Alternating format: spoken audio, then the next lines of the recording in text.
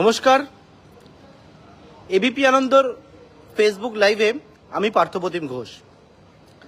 যে বিষয়টা আপনাদের জানাবার জন্য আমার বর্তমানে এই সময় আপনাদের সামনে আসা, সেটি হচ্ছে যে রাজ্য পুলিশের এসটিএফ দুজনকে গ্রেপ্তার করেছে। অত্যন্ত গুরুত্বপূর্ণ দুই গ্রেপ্তারি, এবং তাদেরকে বনগাঁতে গ্রেপ্তার করেছে। আপনারা নিশ্চয়ই দেখতে পাচ্ছেন। যে বিষয়ে আজকে জানাবো সেটি হচ্ছে বাংলাদেশে ওসমান হাদি খুন হয় গত বছর 12ই ডিসেম্বর, এবং সেই ওসমান হাদি খুনের ঘটনায় দুই অভিযুক্ত তাদেরকে গ্রেপ্তার করা হয়েছে। ওসমান হাদি বাংলাদেশে 12ই ডিসেম্বর ঠিক দুপুরবেলা 2:30 নাগাদ ফিরছিল যখন, তখন রাস্তার মধ্যে গুলি করে তাকে এবং গুলি করে খুন করা হয়। এবং সেই খুন করার পরবর্তীকালে ইতিমধ্যে বাংলাদেশ উত্তাল হয়েছিল।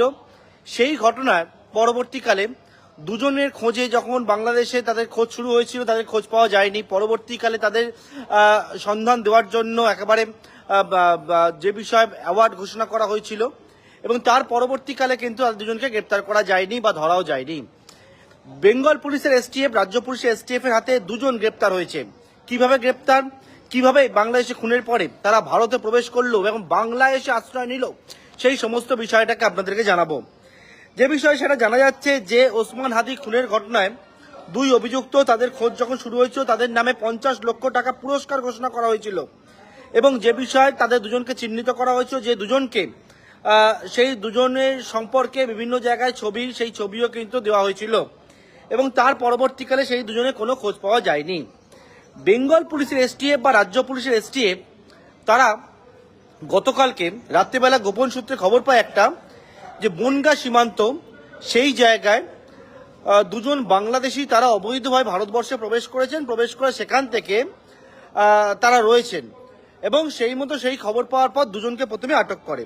কিন্তু প্রথমে যারা জানতে পারেননি যে এরা কারা, তাদের দুজনকে আটক করার পর যখন জানতে পারেন বেঙ্গল পুলিশের এসটিএফ, কারণ ইতিমধ্যে তাদের ছবি সার্কুলেট করা হয়েছিল, বিভিন্ন জায়গায় জানানো হয়েছিল, সেখান থেকে জানা যায় যে এই দুজন আর কেউ না, এই দুজন হচ্ছে একেবারে ওসমান হাদি খুনের ঘটনায় যে প্রধান দুই অভিযুক্ত, যার মধ্যে ফয়জাল করিম মাসুদ, যার বাড়ি বাংলাদেশের পটুয়াখালীতে, ফয়জালের ডাকনাম রাহুল, অন্যদিকে আলমগীর হোসেন, যার বাড়ি বাংলাদেশের ঢাকাতে।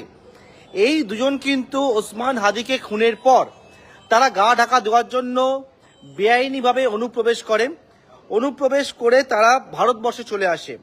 এবং যেমনটা জানা যাচ্ছে, ভারতবর্ষে প্রবেশ করার পর তারা কোথা থেকে প্রবেশ করেছিল, তারা হচ্ছে মেঘালয় থেকে, মেঘালয় সীমান্ত দিয়ে অবৈধভাবে ভারতে প্রবেশ করে। তারপর ভারতের বিভিন্ন স্থানে বিভিন্ন জায়গায় তারা গা ঢাকা দিয়েছিল।